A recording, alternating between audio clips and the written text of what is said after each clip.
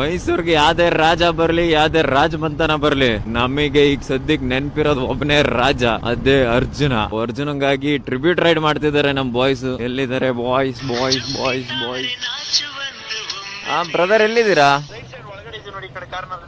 ಎಲ್ಲಾ ಬಾಯ್ಸ್ ಅಲ್ಲಿ ಗುಡ್ಡೆ ಹಾಕೊಂಡಿದ್ದಾರೆ. Hi hi hi bro bro hi hi brother hi hi brother. Murthy ಅಂತನಾ? Hi sir hi hi hi hi brothers. ಹಾ yes hi. ಬ್ಯಾಂಗ್ಳೂರಿಂದ ಬಂದು ಇಲ್ಲಿಂದ ಸ್ಟಾರ್ಟ್ ಮಾಡ್ತಾ ಇದ್ದೀರಾ?